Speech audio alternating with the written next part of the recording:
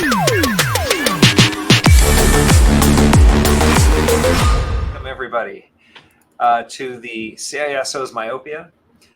This is a interesting presentation that goes over various different things that are on the mind of the CISO and what they need to deal with. It's a very busy, very high stress position. So we'll see what our consultants have to say about this. Today, joining me, I have Jordan Bonagura, and hopefully I said that mostly right, and Bill McCauley. And I'm just going to let you guys dive straight in. So I think I'm handing it over to Jordan. Yep. First of all, it's a pleasure to be here. And yeah, let's chat a little bit with you guys. I also, before you just introduce me, I think that's something nice to put here. It is like, we are not going, I have like two different goals. Like one is to talk about the CISOs Myopia. And the other one is that let you guys understand me. Because as you already see, I have a different accent that I originally came from a different country. So yeah, that's going to be a challenge as well. It's going to be nice. So let me go here around. Yeah, just talk a little bit about myself. As Jason said, my name is Jordan Bonagura. I'm working here for Senior Security Consultant at Security Ideas. I am originally located in Florida, but again, I came from Brazil. I have been living here for 3 years now. And I have like 20-ish years of experience in working with security. It's something that I love to do since I was like a teenager, working with like penetration tests, security consultant. I am also a college professor here in America in English. Yep, that's true. And I used to work like in a nice project in Brazil that was related with the communication between satellite and ground using encryption. And also I helped the Brazilian police crime solving unit a lot in Brazil. Some other items of interest. I love to be a father. That's amazing. That's the thing that I most love to do. I am a Simpson lover, so you're gonna see like some references about Homer and other characters here. And this is important for this one. Yes, I used to be a CISO in Brazil, so that's the way that I also can see something different. And yep, let's go. It's all yours, Bill. All right. Hi, everyone. My name is Bill McCauley. I've been with Secure Ideas for about 7 years now. So I'm in my 7th year working towards year 8. So it's been a little bit since 2018. I'm actually located in the Dallas area, not actually in Dallas. I'm far, far removed. I got remote in there. And by remote, I mean, I'm out in the sticks. So I've got the nearest town to where I'm located is about 3,000 people. So not very large, so that when I get disconnected from computer stuff, I can actually go out and do things that are not electronic related. But I spent time doing Air Force electronics. I spent time in a lot of different industries, from military to contracting, DoD to healthcare, education, energy industry, a lot of different areas that I've worked with. We have a lot of cats. We have some dogs. We had some cows. They're in the freezer now, but we've got chickens, just a lot of stuff. As far as you still have cows, they just don't moo anymore. They don't know. No. They've been transitioned to a different state of being at the moment, and they're ready for the barbecue. Really enjoy snowboarding. Let's see, Scarborough Renaissance Festival. We have one that's about an hour and a half away that we go on a regular basis with the family. So things like that. There's just, my goal in all of these is to learn and to do as many things as I can. And this is just a handful of things that I like to dip into and learn a bit. I picked up forging too, like amateur forging. Like when you're forged in fire, you think of the video for Forged in Fire. I'm like, I can do that. Let's go do it. And so off we went. So, okay, I think that's probably enough about me. We'll move on to the agenda next. And so today, some of the things we want to cover, we want to go through, and this is just a high level agenda of the overarching topics that we want to get into. We're going to look at the value of your information. We want to focus on what is that tunnel vision that CISOs can get into, not necessarily that they always do, but it's very easy to slip into being targeted on a single aspect of something and not looking at everything else that is involved, or not looking at other options that may be available. So there's some constructive process. What are some false senses of security that may come up? We'll give some examples, and then we're going to go into what are the core things that you really want to focus on. Yeah. And I think that's probably a good high-level overview of the agenda. And Jordan, I'll let you go ahead and kick out with the next section of this. Perfect. Again, that's going to be the first time that I'm going to do this sit down. Like usually I shake my hands a lot. I'm just walk to talk, but that's going to be really cool. So first thing here, like I would like that you guys reflect a little bit about how is the importance of your company data. So I was, the other day, like thinking in the shower and just, okay, what type of data my company has? Like how many data do I have? Is that really, really important? So thinking about this and had this in mind, we start to imagine like, but what if you needed to manage your company without your data? And maybe some people are going to say, whoa, wait, why are you asking me that? Like, it is like a nightmare, a horror movie, something that, oh, and other ones can say, okay, like, don't worry, we have disaster recovery plan, we have other different things. So can it be worse? Let's see. Maybe if we have our disaster recovery plan, something going like this, just run away for any side, help, just screaming, yelling. What are you gonna do, right? So that's not the best way for sure. I would say it's funny that this one comes up. I absolutely love that clip because the time when the emergency comes up is not the time to be thinking about what the plan should be. Exactly. And I think like, okay, can it be worse? And yes, even worse, like imagine if your data just fall into wrong hands.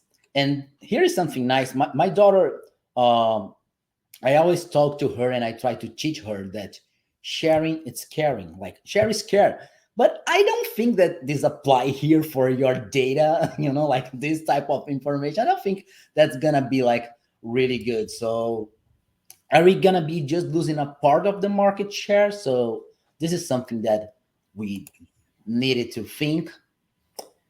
And again, when we talk about it, you may say, okay, now that we know that this information is so important, let's better think. Do you really take care about this information as as a CISO, as someone that work in IT related? Do you really take care about this information? And I know that most of us is just gonna say, yes, I do, like let's just check. Like we have everything that is should have in the script, in the standard. So well, real quick, if I can chime in on that one for a second. When sure. you look at the controls that you have in place, that's a common question that people will get, right? Exactly. Are you taking care of it? If so, what controls do you have in place? The follow-up question is the one is often gets ignored, which is, yes, this is the problem. Yes, you've recognized that there's issues with protecting your data. You have some controls in place. Are those controls working the way you expect them to work? Exactly. That's really right, Bill. Right? Have you validated it? Yep. Keeping that working, right? Maintenance. Yep. So, and here, like most of people, oh, yeah, sure, we care. We have controls, like we have the physical controls, we have logical controls, we have different services like policies and standards. But I know here, and you guys also know that, for example, for physical controls, we have like locks. What we can use to go and bypass locks, right? So, yep, we can use like these guys. And what are these type of tools? We can use lock picking tools, right? To bypass like some physical controls. Mhm. If you are talking about like logical controls, like firewall IDS, IPS, and virals, or anything related, WAF, how can we bypass that? Or some people can bypass that. Criminals, right? That's the way that we have against it. And services.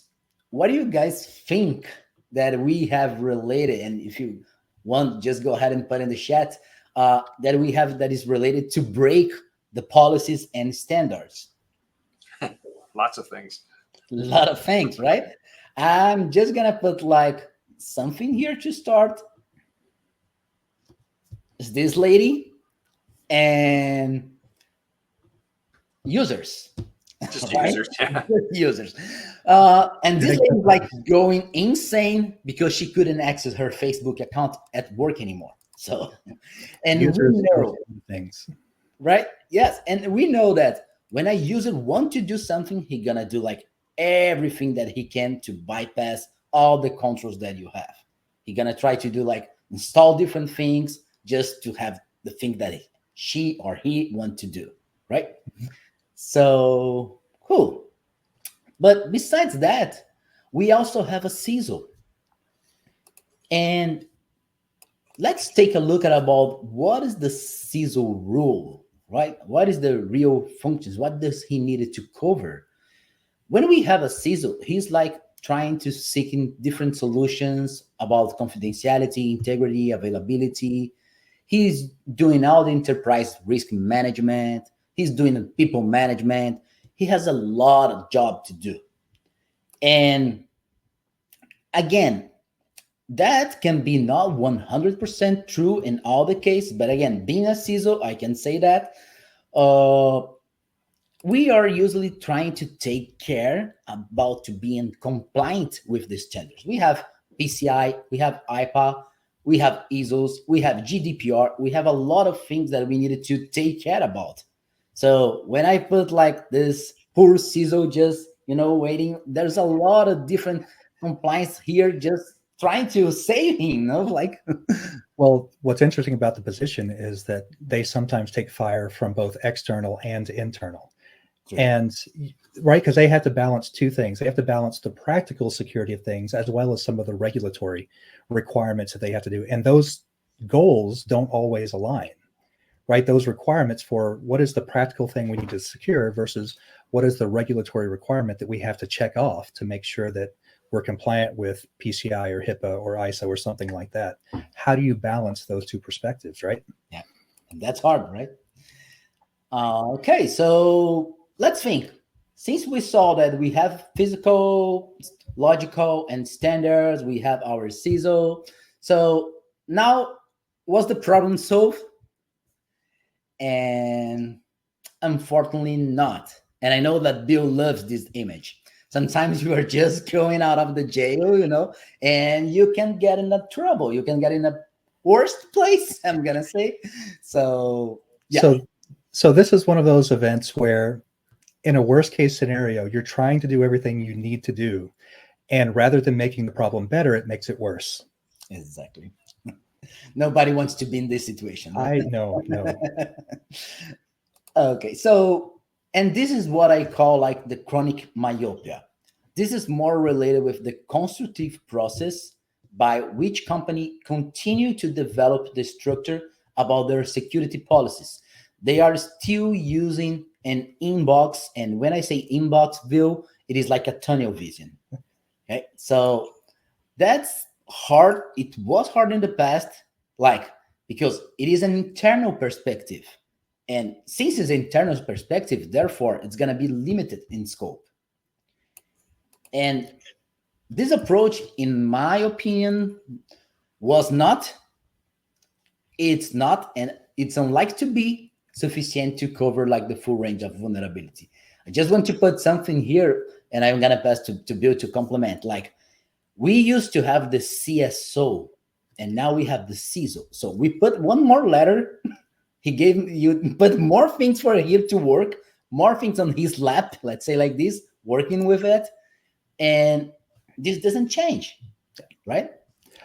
I actually had a follow-up question. Can you give a little bit more description on what you mean by limited in scope? Because we're talking about an internal perspective, right? When you're talking of that, you're referring to. Yeah, it's gonna be nice, Bill, because I'm just gonna explain about this with the next image, like the next follow images. But yes, you're totally right. What do we mean about limited scope? I want to offer you guys like a free eye exam. So let's go ahead and let's check if we have any similarity between like the following scenes. So I'm gonna have like 3 different images, and let's see what we can find that is similar. We have this first one, and here what I see, a meeting room, beautiful one, a lot of chairs, right? A lot of space, a lot of different spots for people to talk. What do you see on this one, Bill? I see an after-hours meeting is what that looks like to me. Yep. But it's still a company meeting, right? Still a company meeting. And I'm gonna let the last one for Jason here. And here, Jason, what do you see? That looks like a meeting where people are applauding. Yeah, they are so happy. They are celebrating. They finally, yeah, they just finally made. Oh, we have our new security plan, right? We have our information. So, any similarity when we're thinking about those 3 images, and when I say about limited scope, it is related with this. I am thinking inside the box, and me too. So you are having like a tunnel vision. So every time that I say like limited, it is because you are just considering information that you have inside your company. It's your internal documentation, your internal policy, security policy. And in that way, we usually get busy about the way that we see the stuff, right? With the way that we working on that. It is really difficult for you, for example, to find a problem in your code because you developed that in the best way that you think. So that's hard. And that's a really good example. That's one of the core reasons why we have something along the lines of peer review, is having that outside view, right? Having that other set of eyes to look over something. Exactly. So when I see that, I see poor dog. It's fail, right? The constructive process, the way that is reading, the way that is being developed and constructed, it is not in a good way. So let's check one more thing. And okay, let's play tic-tac-toe. I hope that I said that right, tic-tac-toe. Okay, so yeah, let's play tic-tac-toe. Can you win? Is that a possibility to win here?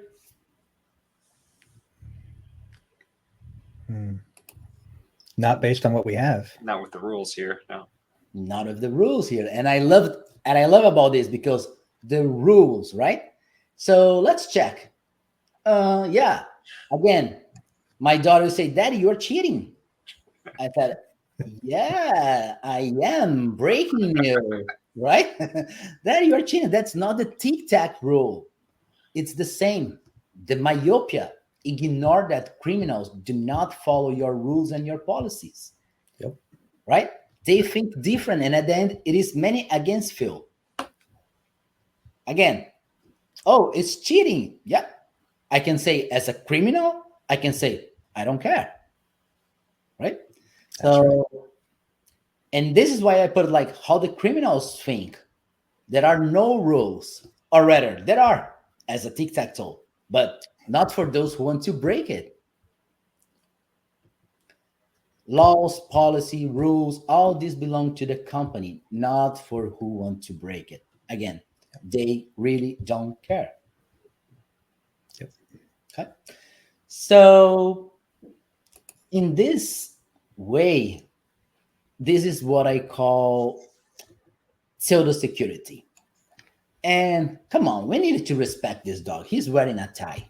It really, there's a lot of power over there, our killer, right? So it is gonna be like a dog just barking a lot, like bad configuration assigned. It's just gonna be, alerting, alarming everywhere, doing everything. And that can be worst problem than just know about what you're doing. It is like when you have your own policy, you can become prisoner of your pseudo security. And that's bad because you think that you are safe. You have the mechanism, you have everything. So, okay, I have here like the best product for firewalls. But again, if you have a Ferrari and don't have the engine or don't have fuel, you don't have the Ferrari, right? You can have it, but just it is the same thing. So if you have like a really good application and you don't update that, you're still gonna have a problem. So have this pseudo security in mind. It is something that I believe that is really danger. It is gonna give you a false sensation of security. Okay. So when we look for the chain related with that, we see that the constructive process, it's gonna generate an inbox tunnel vision. That's gonna generate a pseudo security. That's gonna be a problem, right? That maybe we're gonna see them cry about it. Let's better check it about it. Are you still spending a lot of money and get hacked? Let's check why. Sometimes you just have like the key under the doormat, right? Yep. So that's not safe at all. Let's see some examples. And when I talk about this example, I'm not talking just here about security ideas, but all my career with information security, I can see that this constantly happen in different companies. Doesn't matter the size, doesn't matter. Yeah. That's something that is still happening, So let's check some different examples here. So, real quick, I appreciate this type of these types of images because what this does, this is a very clear visual indication of what actually happens at some companies. You had mentioned, you've got all of these controls, and then the key is left under the mat. Exactly. Right? It actually happens a lot more frequently than some people think because we get to do penetration testing, because we get to test people's security. We get to see this a lot more frequently than most other businesses or security people normally would. Yeah. And again, Bill, right? Sometimes what happened for any reason in a day, oh, I'm leaving and I needed to leave the key because my wife doesn't have the key and she needed to come home and I'm going to do, but sometimes I can just forget about that. Right. And it's not always malicious, right? Sometimes it is simply users being users or people being people, right? It's not always malicious. It's exactly that. It's a matter of convenience, right? So, yeah. Exactly. Cool. Yeah. So let's check, like, again, the full credentials. And here I'm showing like different softwares, different products. But if you have like, again, it's the same idea about the Ferrari. If you have a really good vendor, a really good software that is helping you, but you still have like the default password in use, consider that you don't have, right? Because it's just a matter of time to be a problem or lucky. And we don't want to count with lucky, right?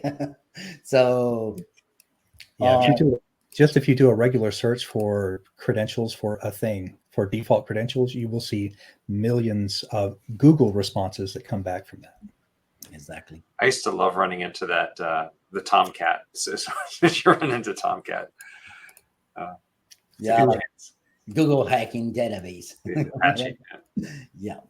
So this also, we have like this privilege misuse. It was called out from the healthcare sector in 2024 a lot. So we have information here about the full credentials related with different softwares that sometimes, again, okay, I won't forget to change that on my firewall, but I will not do that on my VoIP. I'm not going to do that on my printer. I'm not going to do that in another place. And sometimes it's just the door that you needed to go inside the company, right? Again, I think we as a pen testers and even more criminals, we don't need to go and enter in the room for the main door. We just need a door. We can go through the window. We can go through the roof, right? So, and that's the point. You needed to take care about like everything related, any endpoint that you have on your company. So another one that we brought here, it is like file sharing containing sensitive data. That happens a lot. And again, I am sure, and we cannot blame the user saying, oh, this is just the user fault, just a user problem. It is more like related with training and be sure that you have like the mechanisms in control and correct the way, because again, it's a stored password. It is like a sensitive iPad information, anything related with that. And this, again, we see that a lot, right? Uh, Other one I brought here for sure is not so old as these softwares that I'm presenting here. This is just to remember about MSN ICQ. Remember, like, oh, This brings back memories. yeah, exactly. Even more Netscape. Oh, I use that. Yeah, Windows 95. So, yeah, sometimes use of end of life softwares. This also, if a software is at end of life, it is because we have something better, so it needed to be updated. It needed to have like, uh, for sure, it has security impacts, right? Security problems on it, vulnerabilities. So And go ahead. sorry to say, Yeah, and one of the big issues with any end of life software is that there are no more updates. There are no more people or developers looking into this, right? There are no more security testing being done on it. None of that's being done. And so who knows what could be found, 20 years later with an application that may still be in use or a software that may still be in use exactly. that nobody's looking for security holes in. Yep. And I totally understand here, and I'm sure you guys also totally understand that sometimes it's really hard to update that. Even more if you are talking about some language program, like sometimes you have like a PHP version that you needed to update, but you know that the function's name is going to be different. You needed to go and recode something. So yeah, that's hard. We understand that, but it's something that we needed to deal with, right? It needed to have like a plan to go and working on it, because have the end of life softwares, it is really, really bad situation. As Bill just said, you can have like a new vulnerability. Nobody's going to fix that anymore. So cool. That's all the problematic thing. And now, but wait, what is necessary? I got it. You're going to say, okay, cool. I needed to review my end of files, file share, the full credentials, and everything is solved, right? No. Like it's a Formula One with no fuel. Symptoms are not the same thing than the root cause. Yeah. There are And it's many. Yeah, go ahead. Yeah, as I say, and it's really easy to get focused on what is right. What's the problem? What's the outward fix versus what is the underlying issue? Because if you only fix the surface area, those issues will keep cropping up from time to time, and at some point you will have to get down to what is the underlying cause of this. If you're ever going to get down to actually securing and fixing the root cause of the problem. True. Exactly. So wait, let's think now, and that's the part that I like it, because I have someone with much more experience than I here and Bill, and let's just think about, okay, wait, what would MacGyver do now? you know what are he gonna do now? You don't need it to answer me that, okay? But I yeah, love this. we needed to think in a different way here to solve our problem, right? So Right, you have a major dilemma. How do you fix it? exactly, so this is a mission that I call for the super CISO. and he go and fly, and that's it. What I call in the super CISO, being a super CISO is understand that a superhero doesn't need to act in everything. One of these his most important quality, it is to have like an open mind, to be willing to ask for help, and also check to see what the market's already providing. That's gonna be a much easier way to solve your problem instead of trying to, like get everything with your arms and say, I'm gonna fix everything. Yeah. Right. So, and here again, what's necessary? So, an outside perspective. We need specialized professionals and companies that can offer more impartial and less biased views. And that's again, here I say, okay, oh, are you saying that because I needed to hide secure ideas, or I needed to hide Jordan or Bill or Jason? No, not exactly for that. If you do, it's going to be great. You're going to be a fantastic result. You're going to do awesome. But for any reason, I'm just saying you needed someone to help you about that. You needed someone to do the audits, to do like the pen tests, to show that, again, someone that doesn't leave the situation, right? Again, as us, an out of box perspective will help us to, will help you to alleviate any problem rooted in the inbox view. Someone that doesn't leave the everyday situation.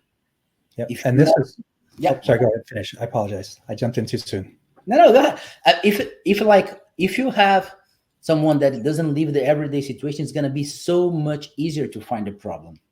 It's the same thing that I was telling about when you develop something. When you are developing, you are thinking your best way to develop. You're already thinking a secure way to develop, but maybe you can still be missing something. You're not perfect. Nobody is. Okay. So yeah, go ahead, Bill. I was You know going to say, what it reminds me of? And sorry, I got to jump in here, and I know that Bill's going to say something, but what you just said reminds me a lot of like when you write something Mhm. and then you don't see your own mistake. yes. You know, you read it, you can read it 10 times, and there's like a spelling mistake or something right in the middle of it, and you'll never see it because you're the person who just wrote it. So Exactly.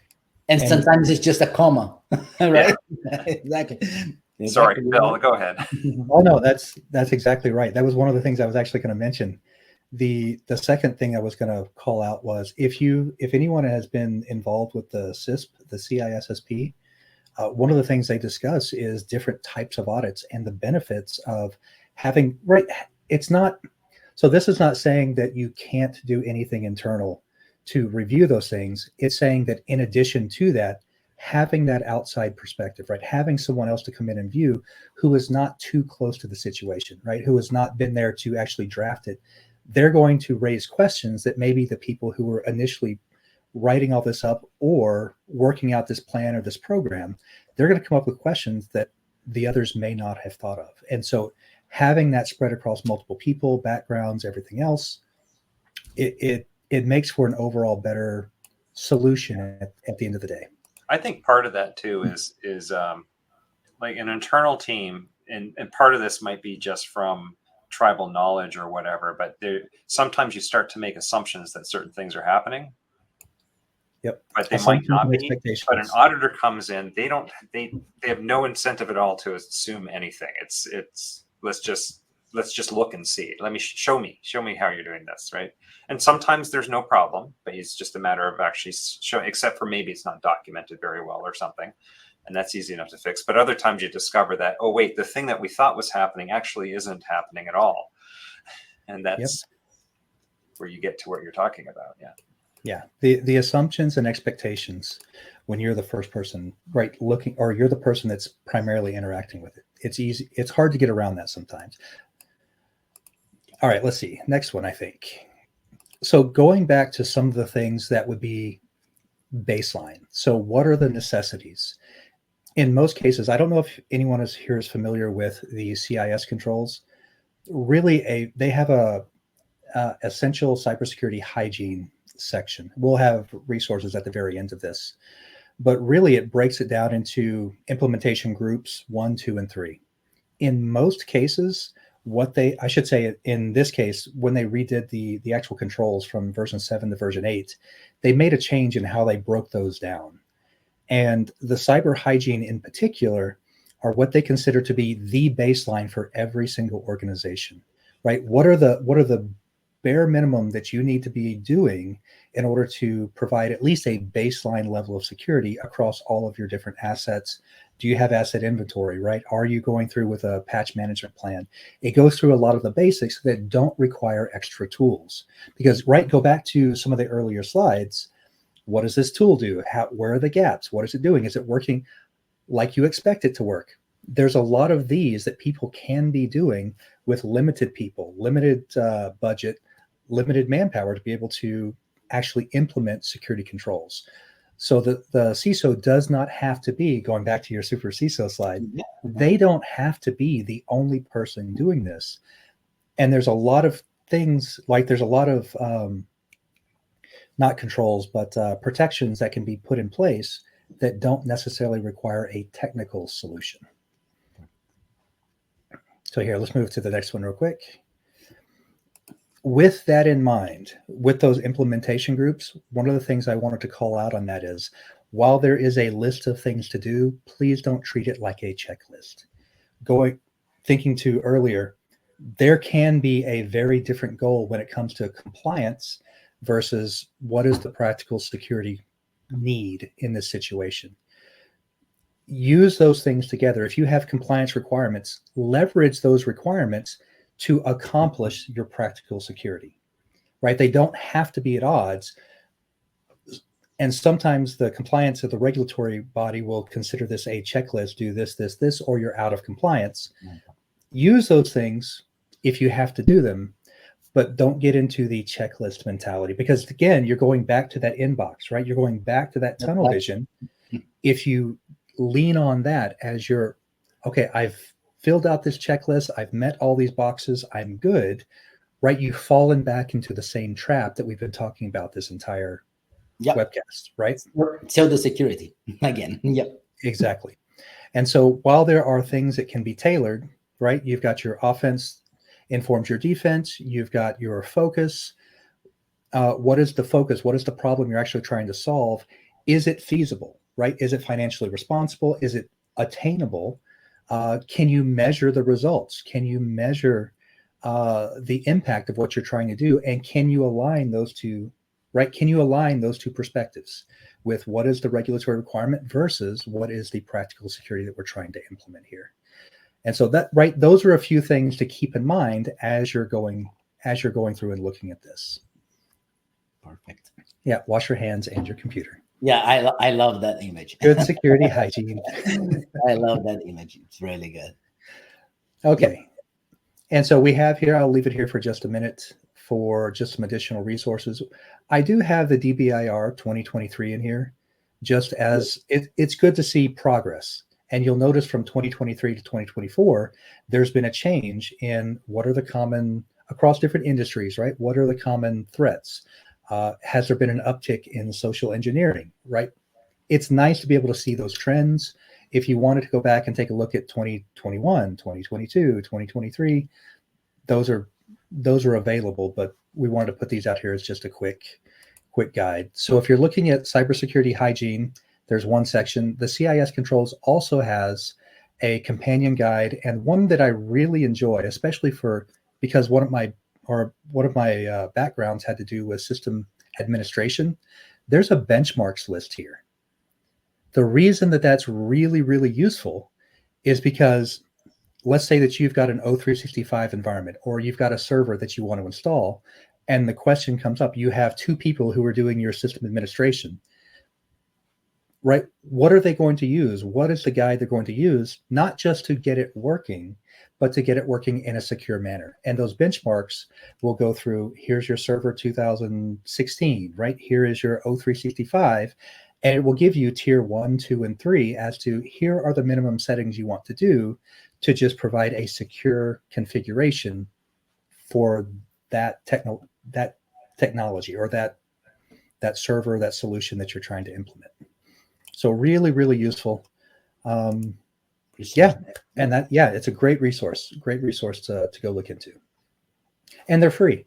So we've got people where you can have someone come in and do an assessment. You can have people come in and do a penetration test. There's lots of paid options out there, but there are things you can do yourself. We want to make sure you have a good collection of both of those options. Yep, perfect. And I think it's it. I think we did on time, Bill. We did. Yeah, that's actually really close. We were shooting for about 45 minutes with time for questions or any kind of comments at the end. Yep. Okay.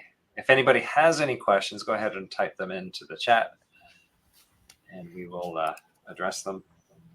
Yeah, we definitely enjoyed going through those. There was a lot of back and forth as far as how we want to present different areas of it, and yeah, we had some good images. I like the MacGyver.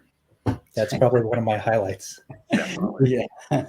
We have a dilemma, and the clock is ticking. Okay, I don't see any questions.